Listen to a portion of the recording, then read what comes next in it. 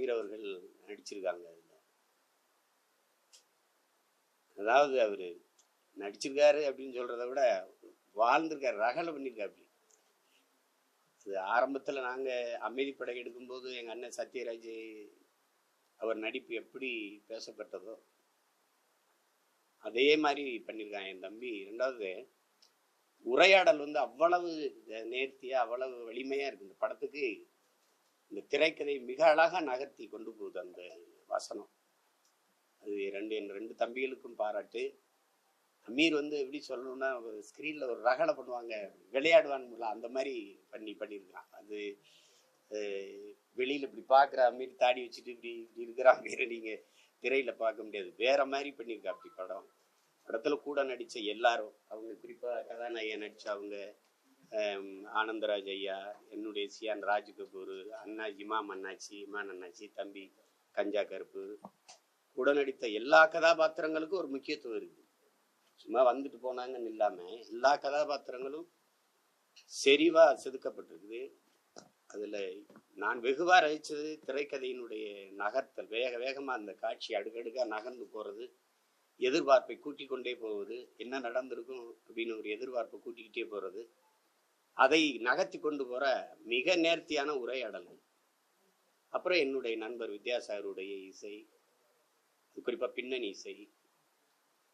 3 பாடல்கள், முதல் 2 பாட்டை தம்பி பா விஜய் எழுதியிருக்காரு நினைக்கிறேன். பின்னாடி 2வது பாதியில் வர்ற பாட்டை தம்பி சினேகன் எழுதியிருக்காரு. அது நாங்கள் கூட தேர்தல் நேரத்தில் பயன்படுத்தணும் அந்த பாட்டை. வெளுக்குது ஜனநாயகம், அடித்து கிழிக்குது பணநாயகம், ஏன்னா ஓட்டுக்கு காசு கொடுக்குறத அது சட்டையர் பண்ணி வந்திருக்கும் அந்த பாட்டு. ரொம்ப நல்லா வந்திருக்குது படம்.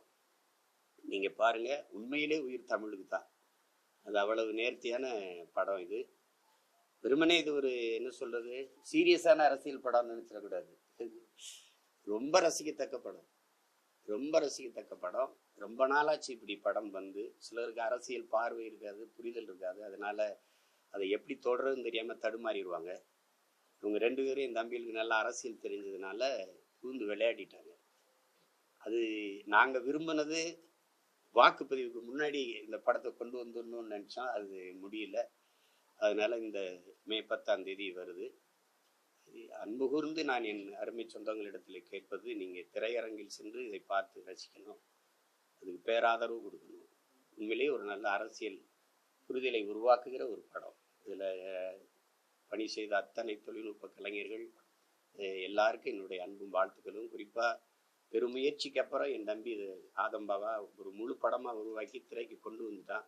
அதுக்கு என்னுடைய அன்பும் வாழ்த்துக்களும். அவனுக்கு இதில் நடிச்சு இதில் பண்ணியிருக்க என் தம்பி அமீருக்கு என்னுடைய அன்பும் வாழ்த்துக்களும். ஒரு மிகப்பெரிய வெற்றி படமாக இது அமையும்.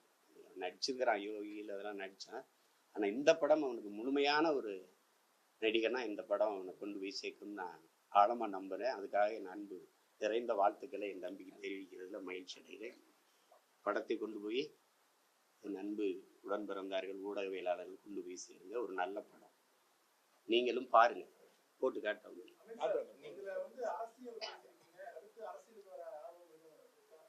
ஒரு அரசியல தான் இருக்காரு,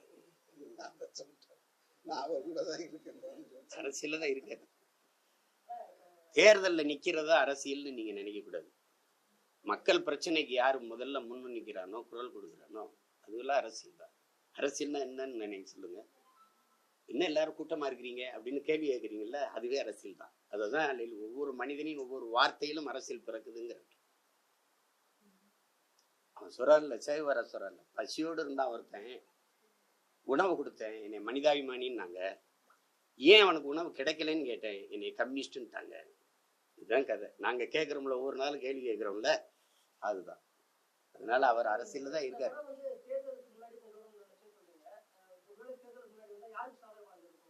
இல்ல, பொதுவா மக்களுக்குள்ள ஒரு பெரிய விழிப்புணர்வை ஏற்படுத்தியிருக்கணும். அது பொதுவான பார்வை. நீங்க இந்த அதுக்கு தம்பி சினேகனுடைய ஒரு பாட்டே உங்களுக்கு போதும். நம்ம செய்யறோம், எதனால என்ன பொறுப்புணர்வோடு நம்ம வாக்கு செலுத்தணும் அப்படின்னு இருக்குல்ல, அதை உணர்த்தி இருக்கும். அதுக்கு சின்ன ஒரு அரசியல் விழிப்புணர்வை ஏற்படுத்தி இருக்கும்னு நான் உறுதியா நம்பினேன். அதுக்காக 2 தம்பிகிட்டையுமே நான் அழுத்தினேன், எப்படியாவது தேர்தலுக்கு முன்னாடி கொண்டு வர முடியுமா, பாருன்னு. சூழலாமே இல்லை. சரி, அதுக்கப்புறம் அந்த நேரத்தில் விட்டு திரையரங்குக்கு வராமல் எல்லாம் தேர்தல் கலவரத்தில் இருந்துருவாங்கன்னு தான் சரி மே 10 தேர்தல் முடிஞ்சு. அந்த படத்துடைய ட்ரைலர்ல பார்த்தீங்கன்னா தமிழக விடுதலை புலிகளுடைய தலைவர் பிரபாகரனுடைய ஃபோட்டோஸ் அவருடைய ஃபோட்டோஸ் வரணும்ட்டு நீங்களும் நிறைய போராடிருக்கீங்க. அந்த ஒரு ட்ரைலர்லயே அவருடைய அதை நறுக்க முடியல. ஏன்னா முன்னாடி வந்து அண்ணா கூட எம்ஜிஆர் அவர்கள் இருக்கிறதும் அப்புறம் எம்ஜிஆர் அவர்கள் எங்க அண்ணா கூட இருக்கிறதையும் வார்த்தையா சொல்லி ஒப்பிட்டு வந்துட்டதுனால தொட முடியல. உங்களுக்கு புரியுதுன்னு நினைக்கிறேன். இல்லைன்னா தூக்கிடுவாங்க. ஒன்னு எடுத்துட்டாங்க, சீருடையோட இருந்த ஒன்னை எடுத்துட்டாங்க, இதை எடுக்க முடியல. ஏன்னா அவர் சீஃப் மினிஸ்டர் தமிழ்நாடு, எங்க அண்ணன் சீருடை இல்லாம அப்படி நிப்பாரு, அதனால எடுக்க முடியல. அதுக்கப்புறம் தானே எல்லா பிரச்சனைகளும். அப்ப அது முதல்ல அவரை சந்திச்ச போது எடுத்த படம் அது. எம்ஜிஆர் அவர்களை சந்திச்ச போது அது தூக்க முடியல. அதுக்கு திரையில என்ன வரவேற்பு இருக்குன்னு நீங்க பாப்பீங்க. அந்த பதிவு வரும்போது எவ்வளவு ஆரவாரம் இருக்குதுன்னு தெரியும்.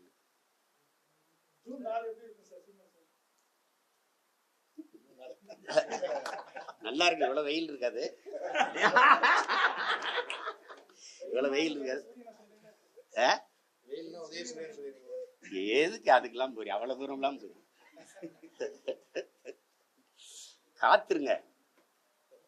காத்துருங்க, கொஞ்சம் பொறுத்துருங்க, காத்துருங்க.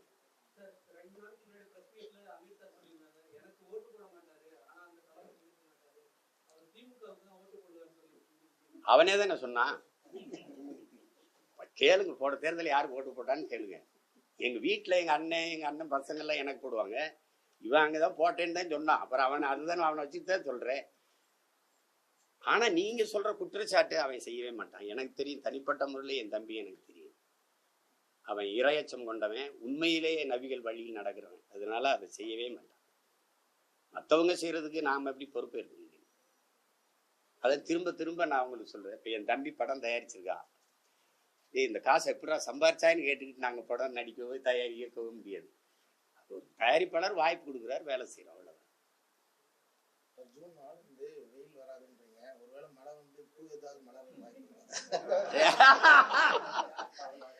அது தண்ணீர்ல மலர வாய்ப்பு இருக்கு.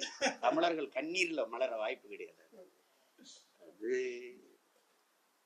கூட இலை கூட துளிர்க்கும் சொன்னாலும் சொல்லுவீங்க போல இருக்கு. வரிகள்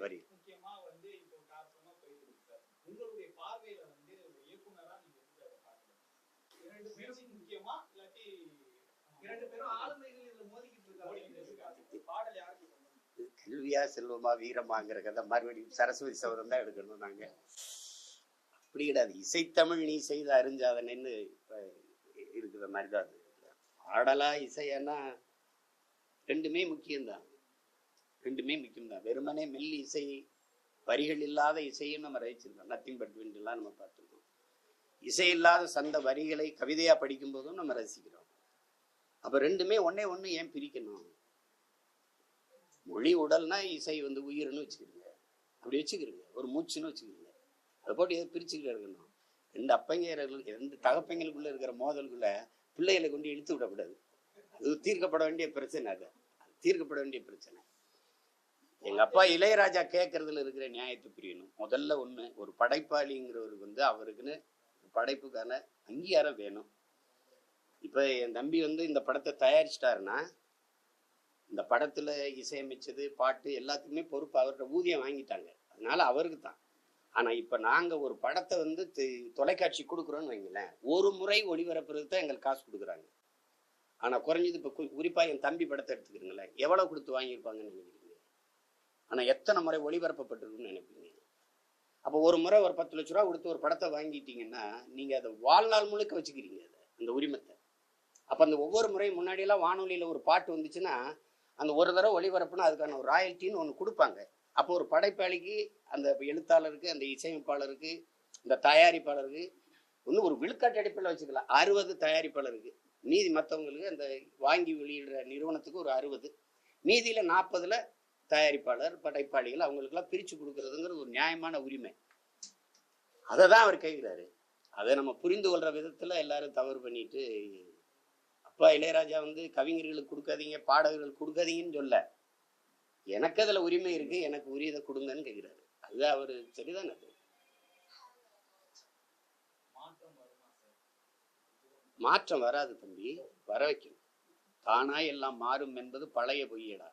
தனி உடைமை கொடுமைகள் தீர புரட்சி செய்யடான்னு நம்ம தாத்தா பட்டுக்கோட்டை பாடினது. மாற்றம் தானா வராது, மாற்றணும்.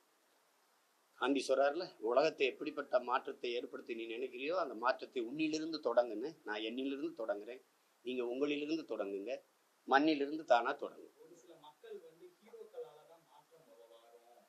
ஹீரோ பேரை சொல்லல, காமனா சொல்றாங்க. நாங்க மக்கள்கிட்ட கருத்துக்களை கேட்கும்போது அவர் சொன்ன என்னன்னா, இந்த ஹீரோ நான் சூப்பரா பண்ணுவாருன்னு நினைச்சிட்டு இருக்கேன்.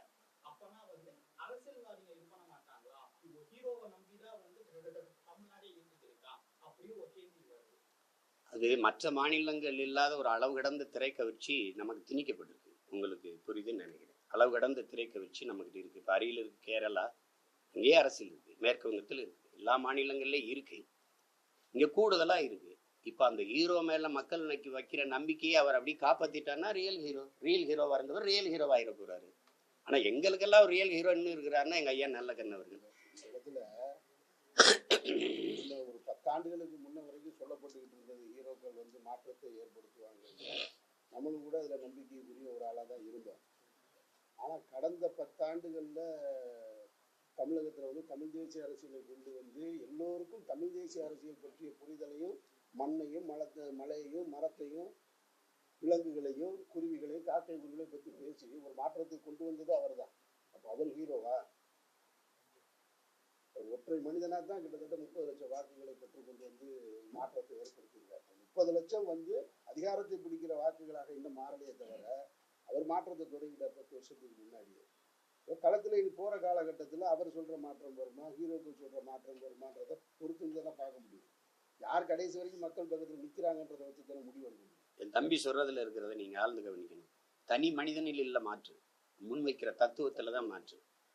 நீங்க எப்பவும் தனி மனிதனை தலைமை ஏற்கக்கூடாது. நான் இருப்பேன், போயிடுவேன். ஆனா நான் முன் வச்ச தத்துவத்தை தான் நீங்க தலைமை ஏற்கணும். ஏன்னா அது அப்படியே இருக்கும், அது அப்படியே தான் இருக்கும். அப்ப அதை தான் நீங்க பார்க்கணும். அவர் என்ன கோட்பாட்டை சொல்றாரு, பேசுறது அமீரு ஆதம் பாவா சீமான் ஏன் பாக்குறீங்க, நாங்க என்ன கருத்தை எடுத்து வைக்கணும்னு பாருங்க. அது அதை பாருங்க. அந்த கருத்து ஆக சிறந்ததா இருக்குன்னா ஏற்கிறதா எதிர்க்கிறதாங்கிறது அப்புறம் விவாதிங்க. அதுதான் சரியா இருக்கும். நடிகர் லாரன்ஸ் அவர்கள் இப்ப மாற்றம்ங்கிற ஒரு அமைப்பை தொடங்கியிருக்காங்க. அது ஒரு அரசியலான முதல் படியா இருக்கலாமா? இல்ல தம்பி ஆமா இல்ல அது ஒரு வார்த்தையில் இருக்கிற மாற்றம் நாளைக்கு வாழ்க்கையில வரும், அது வரலாறாக மாறும். தம்பி லாரன்ஸ் செய்யும் போது அவருக்கு ஒரு ஈடுபாடு இருக்குது, சமூக அக்கறை இருக்குது. அதுக்கு நான் எப்பவுமே அவருக்கு வாழ்த்துவேன். மாற்றத்தை தம்பி நிகழ்த்துவதற்கு நாங்கள்லாம் அவருக்கு உறுதுணையா இருப்போம். அவர் நிறைய செய்யறாரு, நீங்க கவனிப்பீங்கன்னு நினைக்கிறேன். அவர் நிறைய செய்யறாரு. அப்ப அதை செய்யும்போது மாற்றம்ங்கிறது இங்க வெறும் சொல்லல்ல, செயல்னு நாங்க திரும்ப திரும்ப சொல்லிட்டு இருக்கிற காரணம் அதுதான். அந்த தம்பி தொடங்கின மாதிரி நீங்களும் உங்களுக்குள்ள அந்த சிந்தனை வரணும், அவருக்குள்ள வரணும். அப்படி வரும்போது நிறைய கேள்விகள் பிறக்கணும். கேள்விகள் பிறக்கும் போதுதான் பதில் தேடல் வரும். தேடல் வரும்போதுதான் ஒரு தெளிவு வரும். அதெல்லாம் கேட்கறதுக்கே அஞ்சுக்கிட்டு பயந்துகிட்டு இருந்தோம்னா கஷ்டமாயிரும். அப்புறம்